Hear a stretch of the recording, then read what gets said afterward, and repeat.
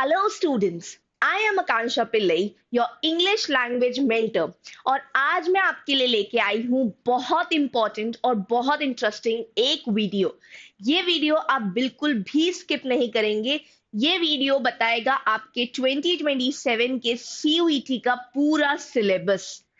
Yes, 15 minute में हम solve करेंगे ये पूरा सिलेबस वाला जो प्रोपेगेंडा है, जो हमारी अंडरस्टैंडिंग है, जिसमें हम सबसे ज्यादा परेशान हो रहे हैं कि इंग्लिश लैंग्वेज में किस तरीके के क्वेश्चंस आते हैं, किस तरीके के पैटर्न्स होते हैं उन क्वेश्चंस के, क्या क्या चीजें कवर होती है, कौन कौन से मेजर टॉपिक्स हैं, और साथ ही साथ मैं आपको बताऊंगी कि कौन से ऐसे टॉपिक्स हैं जो हायर परसेंटेज वाले होते हैं, जिन पे आपको ज्यादा ध्यान देना पड़ता है। तो बेसिकली आज के क्लास का एजेंडा ये है कि आज हम जो है वो सिर्फ और सिर्फ इंग्लिश सिलेबस के बारे में बात करेंगे और किस तरीके से क्वेश्चन हमको स्ट्रैटेजाइज करके सॉल्व करने हैं, हम उसके बारे में बात करेंगे।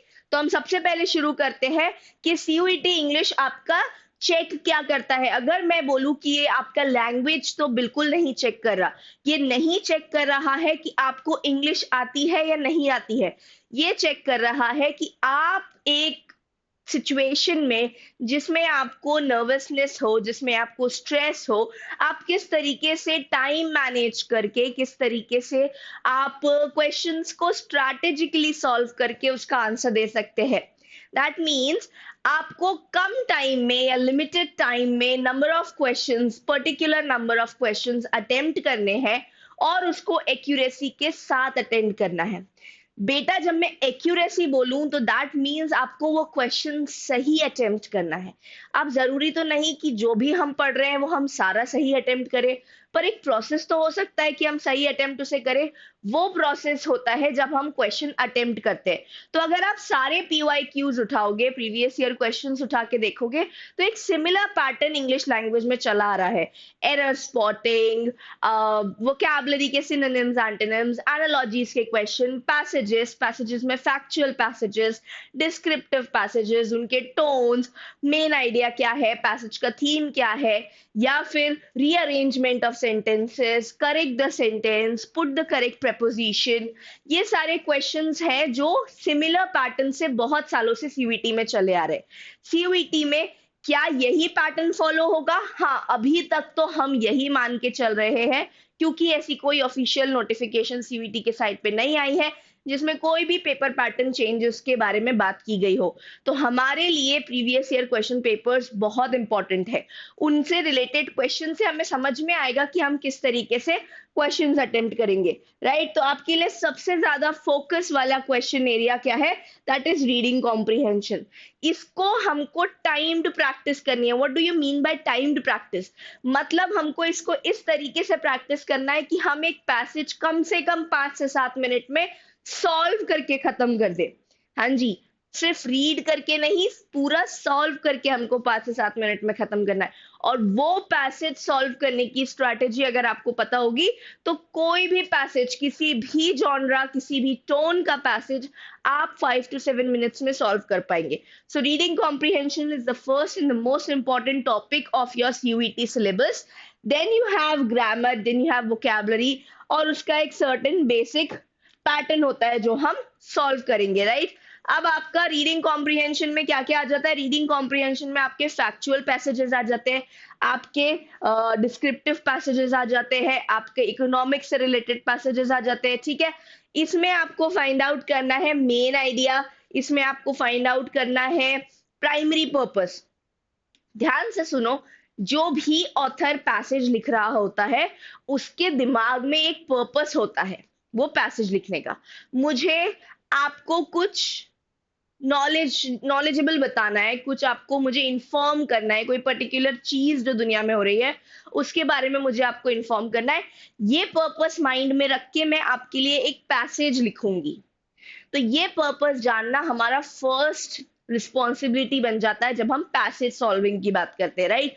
तो हमको प्राइमरी पर्पस पता होना चाहिए कि भाई ये पर्पस था जिस वजह से ये पूरा पैसेज लिखा गया, ये एक पर्टिकुलर पॉइंट था जो ऑथर को शेयर करना था। उसके बाद हम बात करते हैं सेंट्रल आइडिया या सपोर्टिंग पॉइंट्स पे। सपोर्टिंग आइडिया उसे बोलते हैं कि मैंने आपको एक पॉइंट दे दिया, ठीक है, कि भाई इंडिया में जो है आने वाले 3 साल में महंगाई बढ़ने वाली है। This is the purpose I am writing the passage. अब इस पर्पस को मुझे प्रूव भी करना पड़ेगा, whether it is right whether it is wrong. तो उसके लिए what do I have I am sorry, what do I have supporting ideas, right. मेरे पास सपोर्टिंग आइडियाज है। सपोर्टिंग आइडियाज कैसे? मैं फैक्ट्स लेकर आऊंगी, मैं ऐसी इंफॉर्मेशन आपको दूंगी जिससे मैं ये एनालाइज कर पा रही हूँ कि आने वाले 3 से 5 साल के अंदर महंगाई इंडिया में किस तरीके से बढ़ने वाली है। फिर हम बात करते हैं मेन आइडिया की। Main idea is the broader picture of the passage. वो हर चीज के बारे में बात करेगी। इंडिया में महंगाई क्यों बढ़ रही है, इंडिया में महंगाई कब कब बढ़ी, इंडिया में महंगाई किस हिसाब से बढ़ती है, कौन डिसाइड करता है, बजट कौन बनाता है।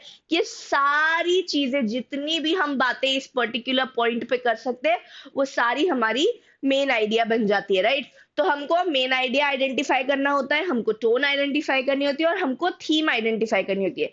जैसे क्विकली हम ये सब चीजें आइडेंटिफाई कर देते हैं, फिर हम पैसेज में से निकालते हैं फैक्ट्स, फैक्ट्स में से निकालते हैं इन्फेरेंसेस, इन्फेरेंसेस में से हम निकालते हैं कि वोकैबुलरी जो है, जो कॉन्टेक्स्ट में दी है, उसे कॉन्टेक्चुअली हमें कैसे समझना है।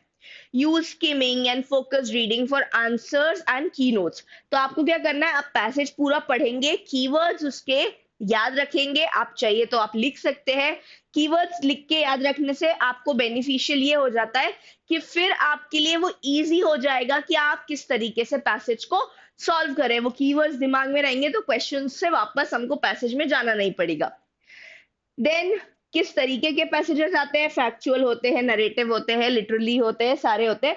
एमसीक्यूज ही होंगे, पैराजंबल्स क्वेश्चन आएंगे, एरर स्पॉटिंग क्वेश्चंस आपको आ सकते हैं।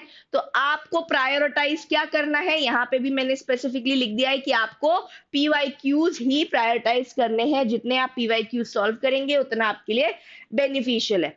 3 सेगमेंट्स हैं जो सबसे ज्यादा इंपॉर्टेंट होते हैं इंग्लिश लैंग्वेज में। पहला है रीडिंग कॉम्प्रिहेंशन, दूसरा है ग्रामर और तीसरा है वोकैबुलरी। तो आपको 70% फोकस जो है वो रीडिंग कॉम्प्रिहेंशन पे रखना है। 40 attempts in 45 minutes to build speed.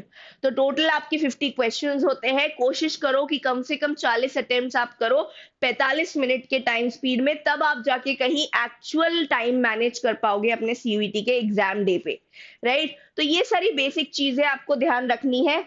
अब आ जाते हैं हम किस तरीके से सिलेबस को बांटेंगे for grammar and vocabulary. Alright, grammar, particularly grammar में बहुत सारे बेटा टॉपिक्स होते हैं, बहुत सारे ऐसे सेक्शंस होते हैं जिनको आपको ध्यान रखना है, जैसे parts of speech, tenses, subject verb agreement, articles, prepositions, passive active voice, direct and indirect speech. So ये सारे जो क्वेश्चंस है ये आपके लिए स्कोरिंग क्वेश्चंस बन जाते हैं, ठीक है। तो यहाँ पे मैंने बहुत क्लियरली मेंशन कर दिया है वो पर्टिकुलर एरियाज जो ग्रामर कवर करता है सीयूईटी के एग्जामिनेशन में। अब अगर मैं वोकैबुलरी की बात करूं तो वोकैबुलरी में सबसे मेजरली आते हैं सिनोनिम्स, एंटोनिम्स। अगर आपको वर्ड के मीनिंग ही नहीं पता तो आप उसके ऑपोजिट तक भी नहीं पहुंच सकते। तो जितना हो सके आपको वर्ड्स पढ़ना है। वर्ड्स पढ़ने का सबसे इजी और अच्छा तरीका होता है रूट वर्ड्स के थ्रू आप वर्ड्स को याद करो। तो रूट वर्ड्स, इटाइमोलॉजीज, अगर आपको इसमें कोई डाउट है तो आप कमेंट डाउन कर सकते हैं। इसका भी वीडियो मैंने ऑलरेडी रिकॉर्ड करके रखा है जिसमें आपको रूट वर्ड्स के थ्रू वोकैबुलरी कैसे पढ़ना है वो मैंने आपको बताई हुई है। So you basically have synonyms, antonyms, idioms, phrasal verbs in the vocabulary section. Daily reading, flash cards, ये सारी चीजें आपको किस चीज के लिए हेल्प करती है, ज्यादा से ज्यादा वोकैबुलरी पे अपना कंट्रोल बनाने के लिए हेल्प करती है, right. Next you have error detection and correction sentence. ये एक बहुत मेजर पार्ट होता है आपके सीयूईटी इंग्लिश लैंग्वेज एग्जाम का। बहुत मेजर क्यों? क्योंकि कम से कम 5 से 10 क्वेश्चन जो है वो सिर्फ एरर स्पॉटिंग और सेंटेंस करेक्शन के होते हैं। अब एरर स्पॉटिंग और सेंटेंस करेक्शन में स्पेलिंग हो सकती है, ग्रामर हो सकता है, वर्ड गलत यूज हुआ है वहां पे कोई और वर्ड यूज होना चाहिए था वो हो सकता है। तो इस तरीके से आपको बताना है कि सेंटेंस में क्या गलती है। कई बार आपको रेक्टिफाई करने का मौका मिलता है, कई बार आपको सिर्फ एरर स्पॉट करना होता है। So this is a very very important part of your CUET exam syllabus. आपको सबसे ज्यादा फोकस इस पे रखना है। इसके क्वेश्चंस जो है वो सब्जेक्ट वर्ब अग्रीमेंट में से ज्यादा आते हैं, प्रोनाउंस में से ज्यादा आते हैं, और हम सबसे ज्यादा इसमें वर्ब्स चेंज करते हैं जब उसमें आते हैं। So you have to train yourself for sentence level errors, agreement, tenses, articles, word choices. ये मेजर 4 पार्ट्स है जो एरर स्पॉटिंग में आ सकते हैं। Practice quick and scanning and error spotting techniques to improve your accuracy। तो ये जो पूरा गेम है बेटा, ये पूरा गेम जो है वो एक्यूरेसी पे है। आप 40 क्वेश्चन कर रहे हैं, अगर उसमें से 20 गलत हो रहे हैं तो there is no sense we are solving the question, right? तो इससे कोई मतलब नहीं है फिर हम कितनी प्रैक्टिस कर रहे हैं, क्या कर रहे हैं। हमारा फोकस होना चाहिए on accuracy, not on how many questions we are solving. कितने ज्यादा नंबर क्वेश्चन सॉल्व कर रहे हैं इससे फर्क नहीं पड़ेगा, कितने क्वेश्चन सॉल्व कर रहे हैं और उसमें से कितने सही हो रहे हैं उससे फर्क पड़ेगा। तो आपको एक पर्टिकुलर टाइम लिमिट मिली है, उसमें आपको एक particular number of questions attempt करने हैं, और अटेम्प्ट जो करने हैं वो प्रॉपर एक्यूरेसी के साथ अटेम्प्ट करने हैं। तो ये जो चीजें मैंने आपको माइंड में रखने के लिए दी है, इनका बहुत आपको ध्यान रखना है। सबसे पहले 3 सेक्शंस जो आपके मेजरली सीयूईटी में आएंगे, that is reading comprehension, that is your vocabulary and that is your grammar part. इसमें रीडिंग कॉम्प्रिहेंशन में आपके अलग अलग तरह के पैसेजेस आएंगे जिसमें आपको मेन आइडिया पता होना चाहिए, प्राइमरी पर्पस पता होना चाहिए, सेंट्रल आइडिया पता होना चाहिए, और उस हिसाब से आप क्वेश्चंस के आंसर दो। इन वोकैबुलरी सेक्शन आपको वर्ड मीनिंग पता होना चाहिए, सिनोनिम्स एंटोनिम्स पता होने चाहिए, एनालॉजीज, वर्ड्स के बीच में रिलेशंस पता होने चाहिए, आपको करेक्ट वर्ड का यूसेज पता होना चाहिए, वन वर्ड सब्स्टिट्यूशन आपको आना चाहिए। इन ग्रामर सेक्शन आपको subject verb agreements, tenses, article, reported speech, figures of speech, और आपका डायरेक्ट इनडायरेक्ट स्पीच, ये सारी चीजों पे कंट्रोल अच्छा होना चाहिए, तब जाके आप सीयूईटी के पेपर के लिए रेडी होंगे।